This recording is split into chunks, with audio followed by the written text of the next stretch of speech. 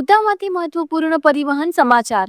રાજ્યના મહેસૂલ રાજ્યમંત્રી સંજયસિંહ મૈડાના હસ્તે મહુધા એસટી ડેપોથી અમદાવાદ, લીંબડી, ઝાલોદ ગુર્જરનગરી એક્સપ્રેસ બસને લીલી ઝંડી આપી પ્રસ્થાન કરાવવામાં આવ્યું।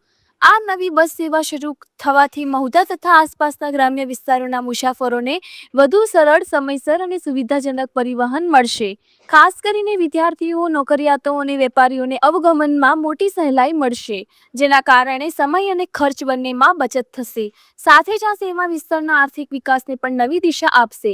કાર્યક્રમ દરમિયાન ડેપોની સુવિધાઓ અને સ્વચ્છતા અંગે માર્ગદર્શન પણ આપવામાં આવ્યું। રિપોર્ટર નિસાર શેખ, મહુધા।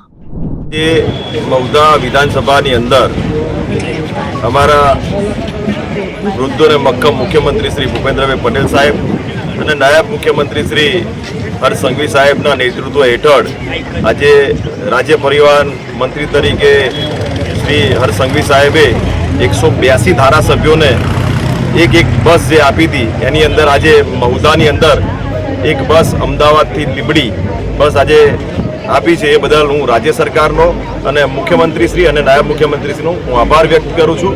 ત્યારબાદ આજે મહુધાની અંદર 23 રિક્ષાઓ જિલ્લા ગ્રામ વિકાસ એજન્સી દ્વારા ટોટલ 53,55,000ની આસપાસની માતબર રકમથી ગામે ગામ સ્વચ્છતા અભિયાનનું જે યશસ્વી વડાપ્રધાન નરેન્દ્રભાઈ મોદી સાહેબના નેતૃત્વ હેઠળ અને જે વિઝન છે મોદી સાહેબનું કે આપણું ગુજરાત સ્વચ્છ ગુજરાત એ ફાળાથી આજે ગામે ગામ ઈ રિક્ષાનું લોકાર્પણ કરવામાં આવ્યું છે અને એ ઈ રિક્ષા દરેક ગામની અંદર 23 ગામોની અંદર આજે અહીંયાથી સૌ કાર્યકર્તા, મારા સંગઠનના પ્રમુખ, મહામંત્રીશ્રીઓ અને સૌ વડીલો અને સૌ કાર્યકર્તાને તાલુકા પંચાયત પ્રમુખ, ટીડીઓ શ્રી, મામલતદાર શ્રી તેમજ સમગ્ર તાલુકો આજે અહીંયા હાજર રહી અને યશસ્વી વડાપ્રધાન નરેન્દ્રભાઈ મોદી સાહેબના વિકસિત ભારતને જે સંકલ્પ લીધો છે એ સંકલ્પ પૂરો કરવા અમારા મૃદુ અને મક્કમ મુખ્યમંત્રી શ્રી ભૂપેન્દ્રભાઈ પટેલ સાહેબ અને નાયબ મુખ્યમંત્રી શ્રી હર્ષ સંઘવી સાહેબે જે આજે ગુજરાતના વિકાસને વિઝનની જે બનાવી છે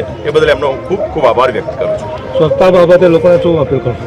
આજે સ્વચ્છતા આજે ખૂબ જરૂરી છે અને યશસ્વી વડાપ્રધાન મોદી સાહેબે આજે સ્વચ્છતાને ખૂબ ભાર આપ્યો છે અને હું ગામના અને ગ્રામજનોને, ગામના સરપંચોને હું વિનંતી કરું છું કે આપણું ગામ સ્વચ્છ ગામ બને અને ખૂબ સમૃદ્ધ બને અને આપણું ગામનો વિકાસ થાય, એ આપ સૌને હું મારી લાગણી દર્શાવું છું।